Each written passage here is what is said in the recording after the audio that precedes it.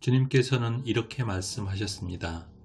내 은혜가 내게 족하다. 내 능력은 약한 데서 완전하게 된다.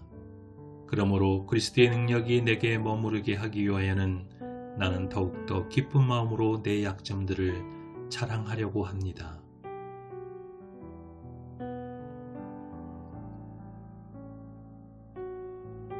우리는 하루하루를 살면서 참 많은 것을 보며 살아가지요. 힘이 들 때는 가끔 하늘을 쳐다보기도 합니다. 밤에 바라보는 하늘엔 무수한 별들이 쏟아져 내립니다.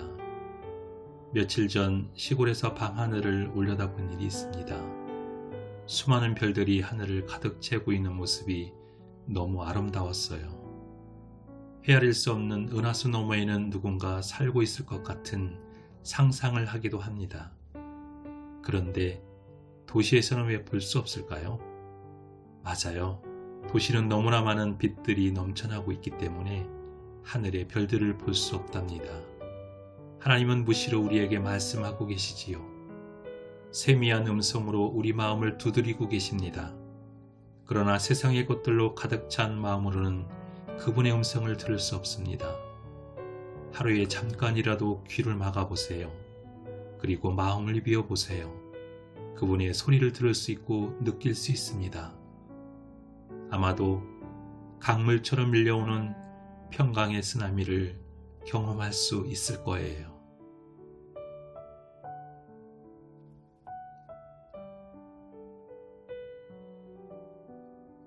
울긋불긋 단풍 세상이 눈에 들어옵니다. 참 아름답다는 생각을 했어요. 세상을 만드시고 보시기에 좋았다라고 말씀하신 하나님을 묵상합니다. 서울에 있는 아들에게 전화를 했습니다. 벌써 대학교 3학년이네요. ROTC 훈련을 받고 있더군요. 주님께서 무척이나 사랑하시는 아들입니다. 하지만 이제는 제 아들이 아닙니다. 저는 단지 보호자일 뿐이죠. 주님이 사용하실 때까지 보호해야 할 의무가 주어졌습니다. 무척 힘들다고 합니다. 저는 용기를 주려고 긍정적 마인드를 가지라 하지요. 근데 그것이 제일 힘들다고 하네요. 어쩔 수 없이 하나님 능력을 빌려야지요. 다행히 CCC 활동을 하는 터라 말씀 묵상과 기도를 쉬지 말라고 했습니다. 사람들은 자기 의지대로 무엇인가 계획하고 해보려 하지만 하나님이 없는 계획은 의미 없다는 것을 깨달은 지 오래되었습니다. 이제는 내 속에 살아계신 성령님의 인도를 받아야지요. 조용히 무릎 꿇고 엎드려 보세요. 그리고 그분의 음성을 들으세요. 사랑의 속삭임을 들어보세요. 매일매일 그분과 사랑에 빠져보세요. 그래야 마르지 않는 샘물을 경험할 수 있으니까요.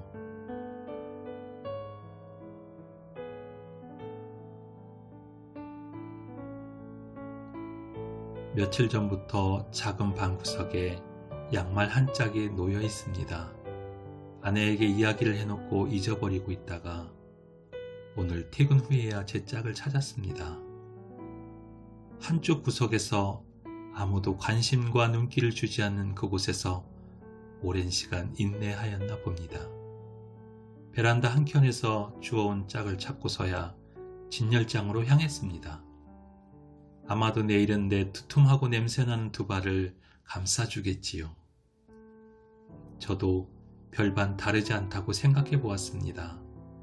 믿음을 선물로 받기 전 사랑받지 못한 초라한 모습으로 인생의 구석진 그늘에서 울고 있었으니까요. 하나님의 긍휼이 없었다면 짝이른 양말처럼 그렇게 버려져 쓰레기 소각장으로 실려가겠지요.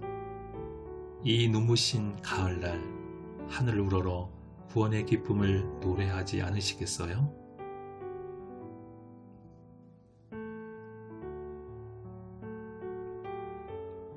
오랜만에 주방에 칼을 갈았습니다. 어찌나 무디든지 무심한 저를 탓해봅니다. 투덜거리는 아내를 뒤로하고 앞집에서 숫돌을 빌려와 한참 동안 갈았습니다. 평평한 숫돌이 약간의 골이 피었습니다. 그렇게 단단하던 숫돌이 칼에 갈려나갔고 칼을 가는 것인지 칼이 숫돌을 가는 것인지 아이러니한 일이 발생했습니다. 결국은 나를 세우기 위해서는 양쪽의 희생이 불가피했겠지요. 우린 세상을 살면서 내가 아닌 상대방이 변화되기를 바라지요. 하지만 내가 먼저 변하지 않고서는 상대방의 변화를 기대하기 어렵습니다. 내가 먼저 열매 맺지 못하면서 남이 열매 맺기를 원하는 것이 우리네 마음입니다. 내가 먼저 썩는 씨앗이 되어 싹이 나는 아픔을 겪은 후에 아름다운 열매를 맺을 수 있듯이 세상의 변화를 꿈꾸기 전에 내가 먼저 아픔을 겪고 이기는 사랑을 시작하시기를 소망해 봅니다.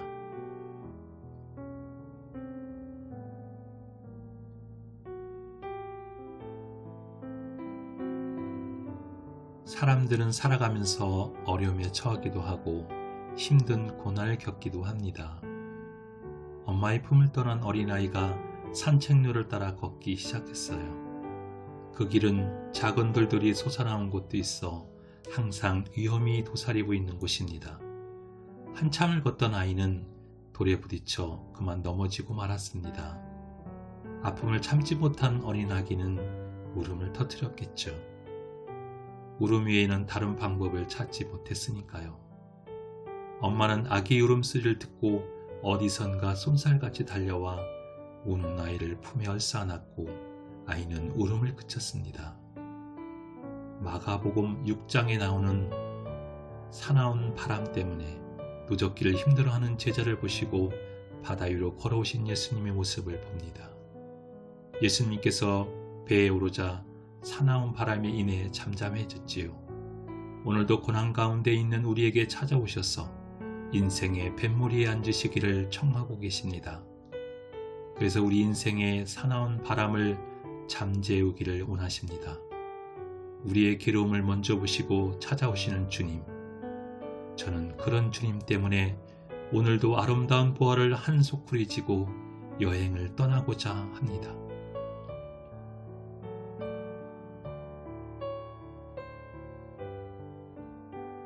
졸졸 흐르는 냇물에 단풍잎이 가득합니다. 바람이 일자 하나둘 떠내려가기 시작했어요. 오늘따라 붉은 잎이 더욱 선명해 보이네요. 둥실 떠가는 단풍잎에 누런 솔잎 하나가 떨어지고 빙그르르 들더니 단풍잎과 함께 멀어져 가네요. 이제 시야를 벗어나 멀리 여행을 시작했나 봐요.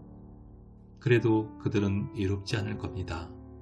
동행이 있으니까요. 당신은 동행이 있으십니까? 라고 묻는다면 어떻게 대답하시겠습니까? 이 세상 여정 속에서도 그리고 세상을 떠나게 될 때에도 함께할 누군가가 있는지요? 외로움에 지쳐 몸부림칠 때 함께할 누군가가 말입니다. 어느 날 그런 분이 나에게 먼저 찾아오셨어요. 나는 마음의 빗장을 열고 영접했지요. 아주 오래전부터 제 마음을 두드리고 계셨습니다. 평강의 왕이신 예수님을 만났습니다. 날마다 그분과 함께 호흡하며 사랑을 시작했지요. 멀지 않아 그분이 나라에 들어감도 허락받았습니다. 얼마나 감사한지 그분만 생각하면 눈물이 흐릅니다. 그 눈물은 진주가 되고 보석이 되어 제 마음의 강을 가득 채워 하나님 나라로 인도합니다.